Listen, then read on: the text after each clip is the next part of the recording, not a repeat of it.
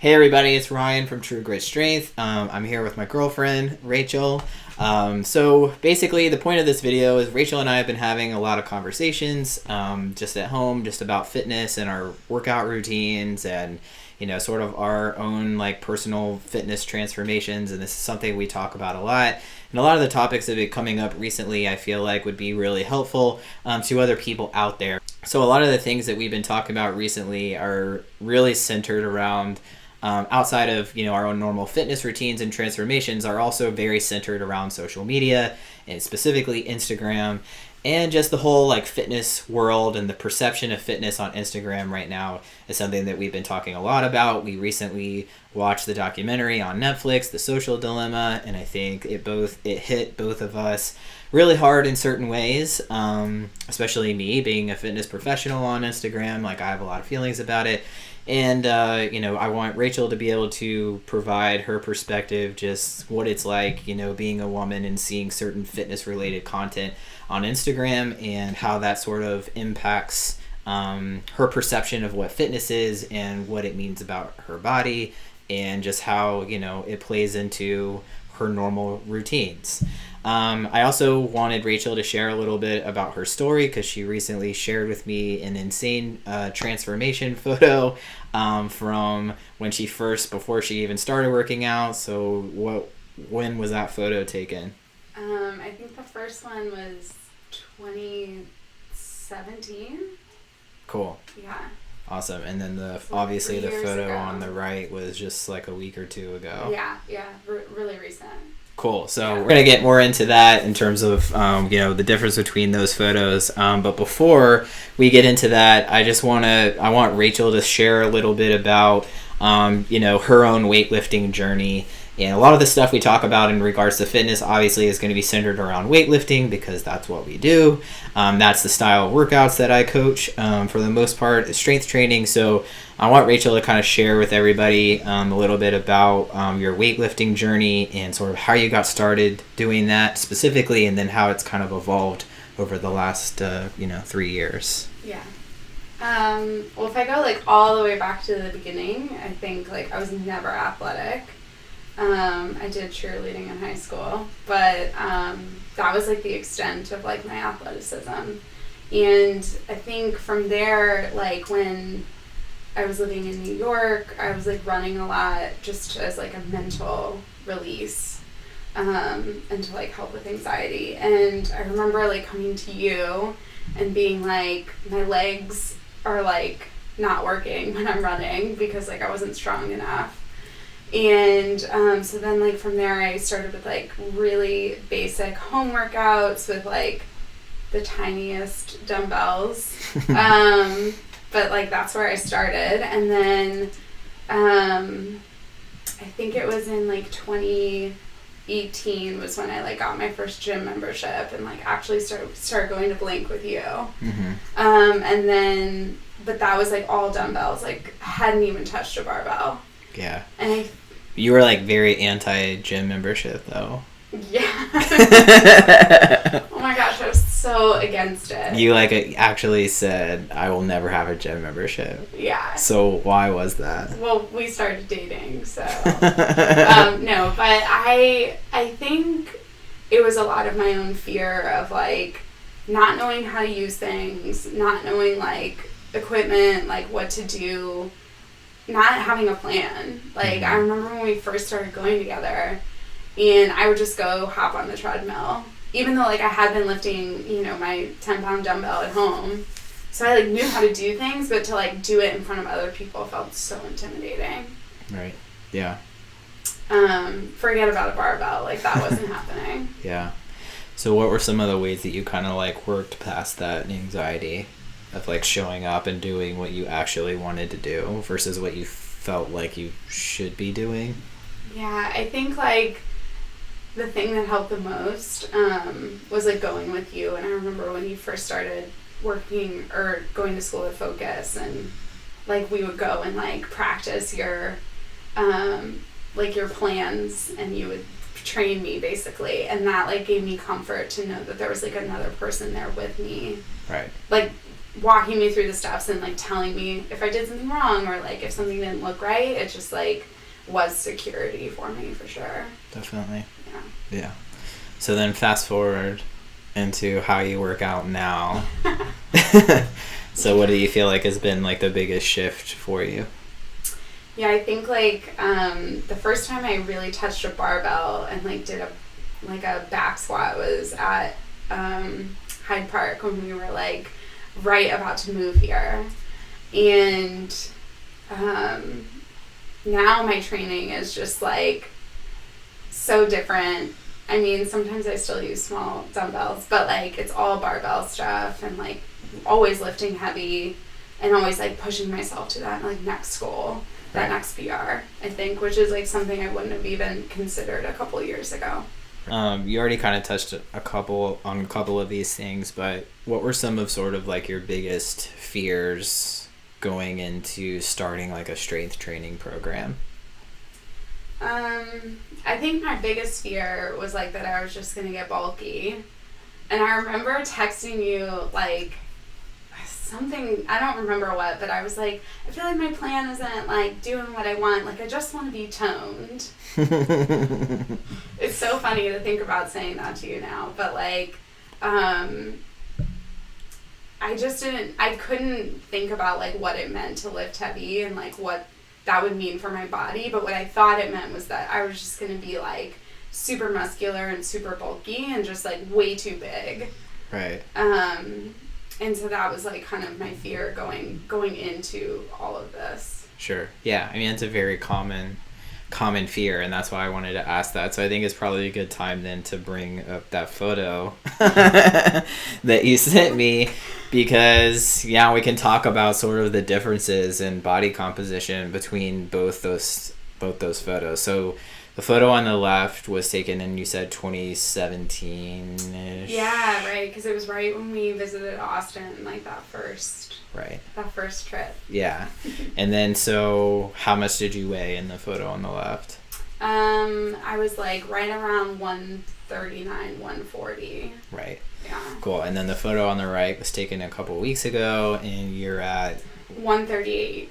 Right. It's like 139, 138. Right. So that was kind of like one of the biggest, when she sent me that photo and then told me the difference in scale weight between the two, like that was like the first thing that my mind went to, was that, like, holy shit, like the difference of 2 pounds is like basically nothing. Like your weight can fluctuate up to 2-3 pounds every single day. Like, so that's not really, like, in terms of weight loss or fat loss, like that's not really a huge difference. But like, as you can see from the photo, like the difference in body composition is what blows my mind, right? Because, and what I mean by that is just in the photo on the left, like the obviously like higher levels of body fat, and then on the photo on the right, obviously higher levels of lean muscle mass. And I personally feel like the reason why I feel like this is so important and why I wanted to like elaborate on it is the fact that I think the photo on the right is what I picture in my head when I have a client that comes to me, just like you did, who says,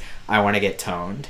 And so that's why I think that's so important, because really, in terms of like going from the transformation on the left to the right, like not a lot of weight loss happened. It's just only a couple pounds difference. So in terms of like people who are very focused on the scale number going up or down, but you saw those two images next to each other, like really the drastic change is in body composition. So obviously like the weight is pretty similar, but the amount of body fat you have on the left versus on the right is completely different. Like your muscle definition is very clear. You've obviously lost the body fat.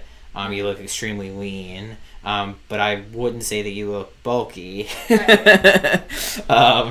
Yeah. So tell me, just how do you feel when you see that transformation? It's hard to like, when you start doing something, to think about like what it'll look like in the end. And I just think like I definitely don't feel bulky, and I just feel like I look at myself and I feel healthy, and like I feel like more in tune with my body, and like that's what my body should look like for me. Right. Right. So obviously over the course of your, training over the last few years, like you've progressively lifted heavier and heavier weights, and now the shift from doing cardio and running on the treadmill and that to be like purely strength focused has really shifted. When you started in the beginning and you had this idea that you wanted to lose the body fat or lose the weight, is that what you had in mind in terms of like what is typically presented as sort of like a weight loss plan? Once I started working out, it was like, I'm going to have to like grind 7 days a week, like intense cardio until I'm like falling over, like can't even breathe. Like that's what I envisioned in my head. And then I remember when we started training together and it was like, oh, that was it. Like it was hard, but just in such a different way that I had never considered. Right. Or that like I don't really think we're told is a possibility. I think when people think about working out, we think like, oh man, you gotta like really murderize your body, and it's like that's just not true. Right. Yeah. Okay, so comparing yourself to this perception of like needing to lose all this weight and needing to grind away on the treadmill and just like push your body to the max and have these just like brutal, nasty, difficult workouts. I think that's actually what a lot of people kind of have in their mind when they first get started, and that's kind of like can scare a lot of people away, but you didn't have that experience. So I do kind of want to talk a little bit about like working hard and like what does that look like for you, because obviously over the course of your training, like you've lifted progressively heavier weights. So like that's one thing I think is like the perception of what it means to work hard can drastically, it's all relative to the person, right? But it can also really shift and change over time. For example, when you first got started and working hard for you was lifting those 10-pound dumbbells in your apartment, Right. and now that means a completely different thing. Right. Neither one of those situations is right or wrong. It's all relative to you at that time starting out. That was very difficult and a hard shift. And now your perception of working hard is completely different now. Right. But that's just kind of what happens along the evolution of training for over a 3-year period of time. For sure. So talk a little bit about like, pushing yourself, but in this new different way in terms of weightlifting versus, the cardio sort of class mentality. Yeah, I think like there's two things. The first is like working hard, I think, means yes, like showing up and doing the work, but I also think like something that really helped me early in my training was like being really gentle with myself and like forgiving of like if I missed a gym day because I had a super stressful day at work, or like if my nutrition wasn't spot on the way I wanted it, or like life happens. And like I think especially when it's early, and like why people like stop working out is because like you feel like you missed one thing, and so you're like, well, I'm just gonna like let it all go. But I feel like that really helped me. Like part of working hard is like being forgiving and being like, you know what, I just couldn't today, but like I'll get it tomorrow. Right.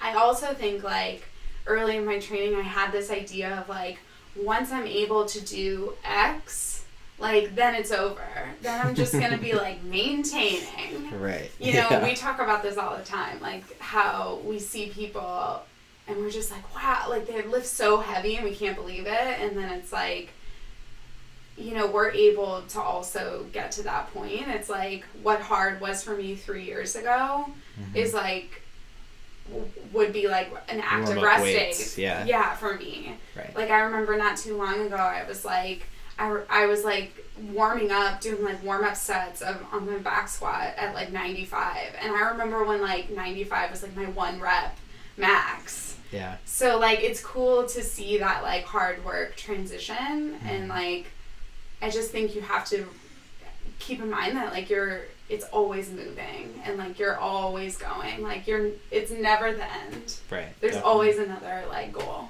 Right. Yeah, for sure.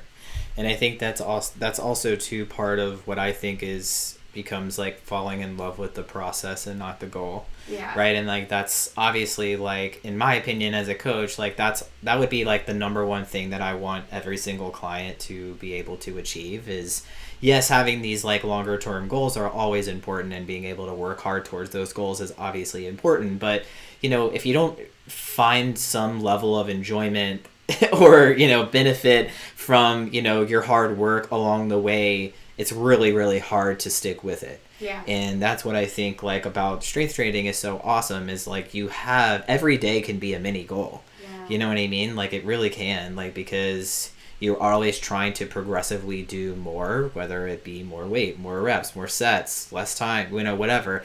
There's so many different ways of measuring your progress, even in terms of like how you feel from day to day can be a way of measuring progress. And so, you know, I think that aspect of training becomes really important when you have these like lofty, heavier, far away goals that feel so unattainable. You said something about you know, listening to your body and not pushing yourself when you don't want to. And I think that's something that's really important, I think, for a lot of people to understand and to hear, because again, it goes against that original mentality of like, I have to constantly grind 24/7 every single day, like no pain, no gain. And it's like, that's not sustainable for most people. Right. There are people out there who are just like animals and they like to train that way, but the majority of the population is not like that, and there's nothing wrong with that, and that's something I've learned myself.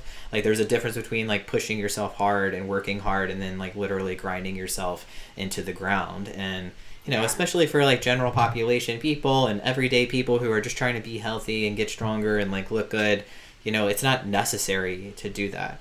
But one thing about consistency that I want to bring up, because I think it's important, is the fact that like you have the ability to have that flexibility to say, you know what, I had a stressful day, like today's not the day for me, like I'm pulling the plug on this workout, because you know without a doubt that tomorrow you're going to do it. Right. And you kind of have to work up to that though. Yeah, because sure. In the beginning when you're first getting started, that's always going to be the easier choice, is to say, you know what, I need to comfort myself. I had a really long day. I'm not going to do it. And then 3 weeks later you pick up the weights again. And so I think having that mentality is something to kind of look forward to after you sort of have secured it as a habit and that you're confident in that routine. Yeah, for sure. Cool. So what does being strong mean to you? I think for me it's like totally a mental game, like doing like what feels right for you, and like what feels like you're living out your truest version of yourself and not following like what you see or what like is being promoted or what is like being provided to you as like a piece of like a product or like an advertisement. Right. Wait, so it's not about lifting heavy? Yeah, I know. Well, we talk about this all the time, right? Like, it's not just about PRs and adding weight to the bar every week. Right. I'm confused. No, I mean, like, we talk about this all the time. Like, I would have never expected that, like, doing something like lifting heavy would get me so in tune with, like, my mental side and, like, my feelings, and, like, there would be so much emotion attached to it. But, like, I think it goes hand in hand, and I think, like, me being someone who has a ton of anxiety, like, it keeps me strong in more ways than just, like, I can lift this heavy weight off the floor. Like, it keeps my brain and, like, my energy and, like, everything about me, like, in tune and aligned.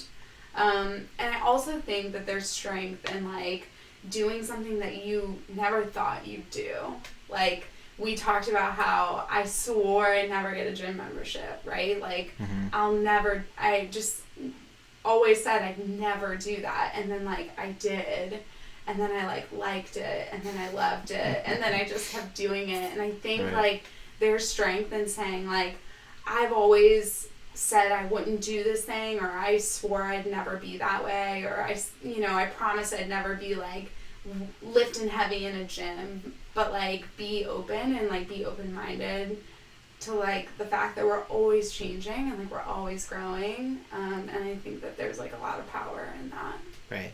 I also think that, like, when you're coming from a place of saying things like that, because everybody has that, like, that's part of our, like, self-limiting beliefs, right? But it's really all of those thought processes and, like, things that come into our mind that say, like, oh, I'll never do X, Y, and Z is usually rooted in some type of fear of change or fear of something that's new, or just not knowing how to sort of navigate a situation. And so we tend to, like, block it off and be like, I'll never do that, or I'll never be able to do that.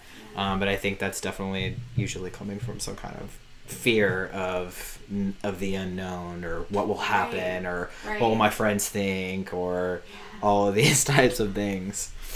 Right. Yeah. Cool. So shifting gears a little bit, in terms of the fitness industry, and just like back to, you know, what we were talking about in the beginning, just around like social media and Instagram specifically, in terms of like how being strong is portrayed on there by women, especially women in the fitness industry, and some of the accounts maybe you follow, you know, what is some of a common belief that maybe you had before that now that you are this far along in your journey, you're sort of like, you want to debunk? Like a myth that you see, or an expectation, or, you know, that you want to kind of like... There's truly so many. Yeah.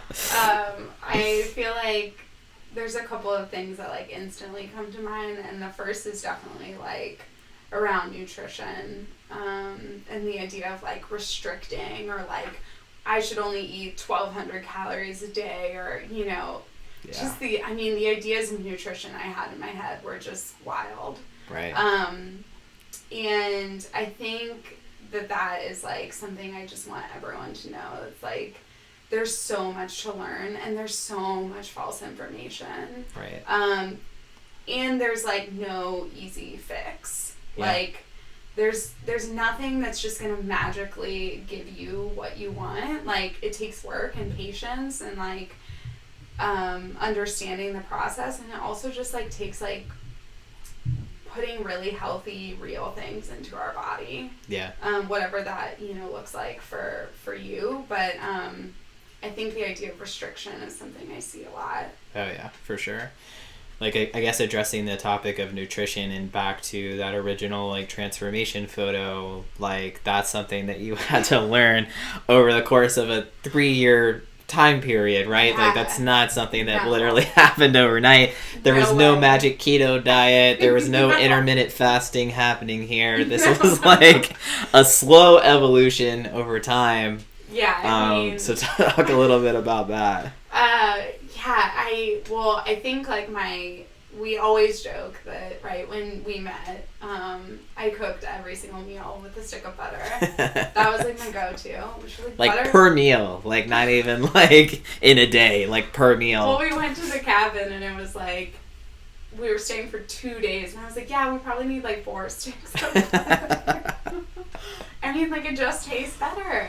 Yeah. But no, yeah, I just think like I grew up definitely not understanding food, and like how it works, and like what it means, and I mean, so many people don't. Yeah, and like I had an idea that like protein meant you would get like put on weight, like you can't eat carbs, and like fat is also bad, so I don't know what you're eating. Yeah. You know, everything's bad basically. So yeah, I think like I used to just not think about it. I was really like, there was just no thought. You know, it was like I would just eat what was there, and I would cook the way I felt was right, and I just never like did any investigating into it. And I remember like when I was probably like a year into going to the gym, and I remember coming to you and being like, I'm hitting a plateau. Like, I was seeing all these changes, it felt so good, and now nothing's happening, and I know what I have to do, and I don't want to do it. And I was so scared of like counting macros and like tracking my food. I was just terrified. Yeah. But even that, I had so many misconceptions of what that meant. And I thought it was so helpful when I started doing it, and like just seeing even like, well, what was I eating? And like I found out I was eating something like 1,400 calories a day. Right. Super high fat, and like super high carb, and no protein. Right. And just making, like, I remember you being like, okay, so you should probably eat like 2,000 calories a day. And I was like, no. Yeah. No, I don't. Right. Well, the thing about that, though, is it took you actually tracking and paying attention to what you eat, even just for like a few days, for you to even be able to uncover the fact that you, in fact, were not eating enough. And, you know, the fact that you had been able to, because I think that's a pretty confusing topic to get into, is the fact that like when people realize that they're overweight or they don't have the body that they want, but they're actually not eating enough food, is like very hard to like wrap your head around. And without getting too in the weeds of what's happening on like a scientific level there, it's like really it's just that the stuff that you're eating right is the reason why your body tends to look the way that it does, right? So you started tracking macros and paying a little bit closer attention, but even then, that happened on a pretty like gradual scale, and the same thing for me. It wasn't just like overnight I'm this like macro tracking master who's like, and it was like when I was ready, right? Like I think that's another thing you see on Instagram all the time is like you kind of just meet people when they're already like in it, doing really well and like, awesome at everything, and and I think again, like that's like one of the reasons why I wanted to film this, is because I just think that that's something that comes out in so many different areas in terms of how fitness is portrayed, because really what you're seeing a lot of the times, whether it be on people talking about their nutrition or people talking about their workouts or their transformations, is you're seeing that end result, but you're not seeing all the behind the scenes things that happened in order for that person to get to that point. You know what I mean? And so it's like, it wasn't always like that. And that's why I think it's so important to talk about that, because it's not, even if you decide to start tracking macros tomorrow, it's not something that happens overnight. It's an evolutionary process of like learning what foods to eat, learning what you can and can't really fit into your macros, like learning how to actually like measure stuff correctly. And like, I know for a while, like you were doing like Monday through Friday thing, you would be really good. And then the weekends we would just like pig out, and like all of those changes, all of those steps along the way, like get you a little bit further and a little bit further. And so I think what's so important about that is that you don't have to be perfect. You didn't have to decide, I'm going to go from eating a stick of butter a day to perfectly counting my macros and measuring everything tediously and like hitting everything perfectly. Like the steps along the way are what allowed you to continue to see progress over the last 3 years. And that's what I think is so huge for people to understand, is that every little incremental change you can make to improve what you're doing is getting you a little bit closer to the end goal.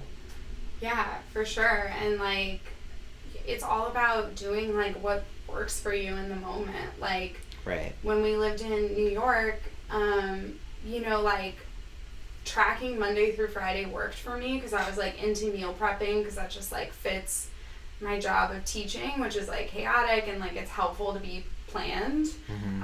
But then like on the weekends, like I just wanted to not think about it, and that's like where I was at, and like that was fine. Like it wasn't, I think it's easy to get in this idea of like, I did one tiny thing and that's going to throw everything off, and well, I'll just give up now. Or if I can't do it perfectly, it's not worth doing it at all. And like even when you made the shift to tracking and then you were only tracking food or, paying attention to what you ate carefully like Monday through Friday, and then on the weekends we kind of did whatever we want, you still continued to see progress in your workouts just from doing that. And you didn't even make the shift to tracking on the weekends until you stopped seeing progress in the gym, and you knew that was the next step, the next incremental change that you can make just to keep things going. But I think it's also important to know that like in terms of performance and getting to those little, roadblocks or plateaus where you stop seeing progress, not everybody is on the same path. Yeah, no, for sure. Like I think everyone's journey looks different, and that's like something that we see or that we don't see, right? Like we get these like one size fits all diets or these like one size fits all workouts, and then we like expect that like that will work for us without actually like aligning it to our goals and where we want to end up. Right. I think that's one of the biggest frustrations I see on Instagram is people kind of choosing to use that as their only resource of fitness information in terms of what workouts to do, what diets to follow based off what has worked for other people. And that's where I think like obviously the importance of having a coach and having somebody guide you to be able to say, hey, this might not be right for you based off these reasons. And and really analyze like what your experience is, what your goals are, like all the things that should really come into play when you're building an individualized program for somebody. Right. It's really, really hard to just go online and find a random workout. Right. And I spun my wheels for many, many years trying to just do stuff like that, and then getting frustrated that it didn't work. And that's why. And I think that's one of the biggest, misconceptions about, how fitness is represented online. Yeah. That just anybody's going to be able to pick up a YouTube video and be able to do this workout and look like the person in that video.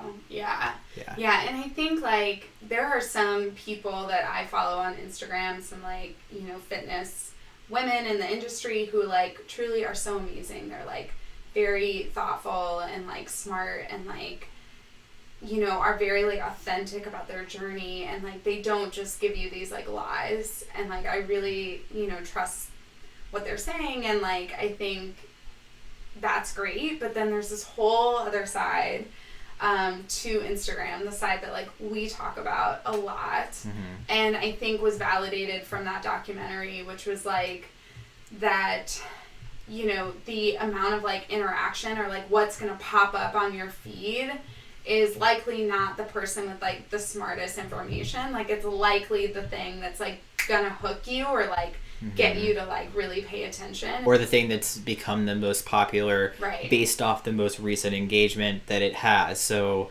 Right.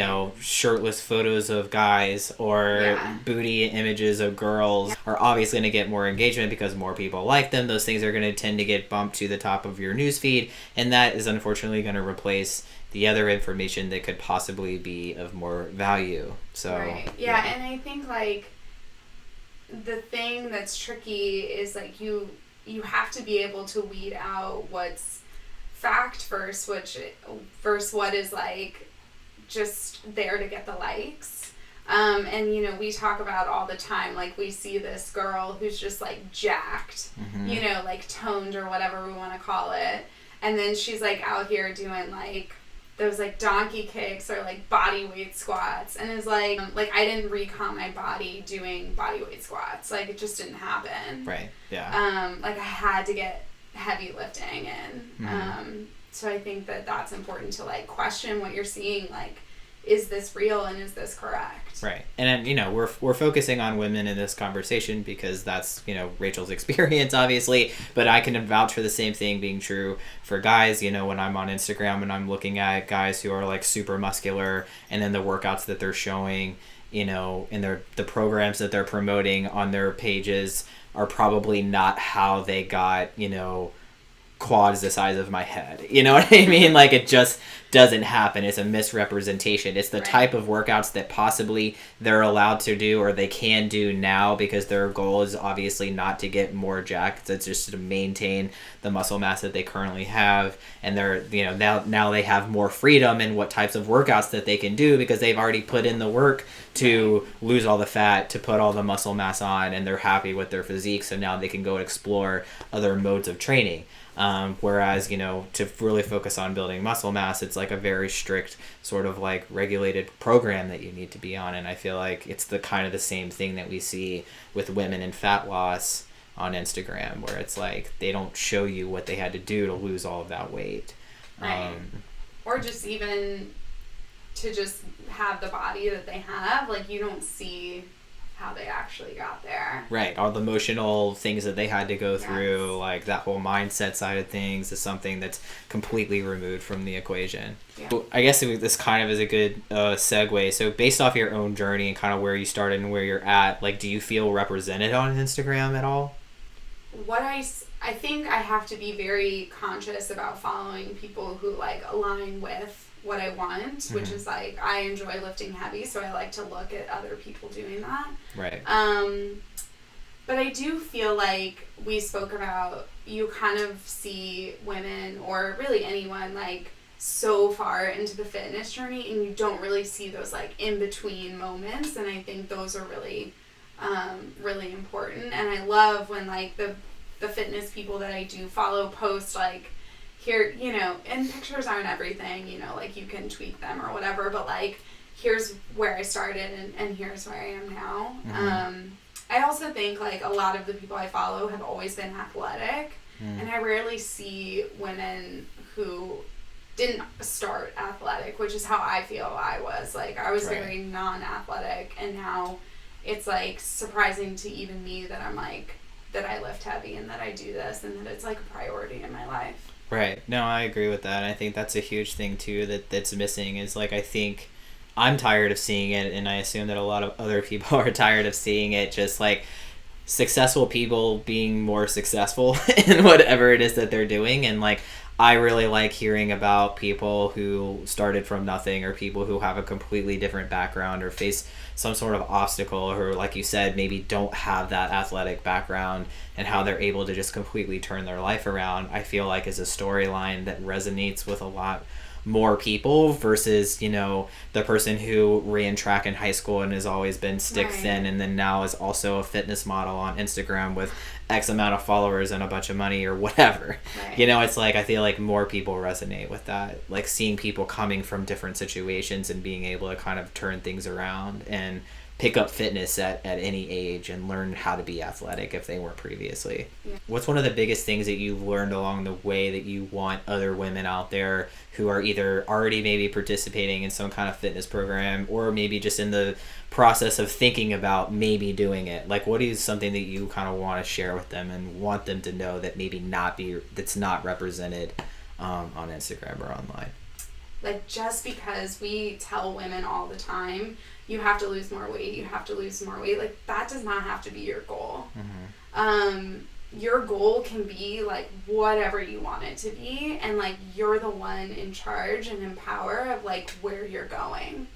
And I think it's, like, important to get really in tune with, like, what you need and, like, what's good for you and, like, what really makes you feel good. Like, I tell you all the time, like, I view lifting as, like, a serious form of self-care, in that, like, that's the thing that, like, I can have, you know, a really rough day or be super stressed or just, like, really anxious and I don't want to work out, but then, like, I lift and it's like, okay, like, I feel grounded, I feel, like, more stable, like, I just feel better.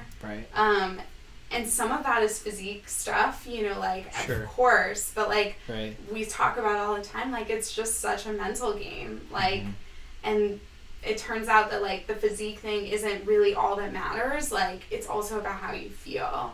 You know, I used to think, like, by the time that I'm X amount on the scale, like, that's when I'll be happier.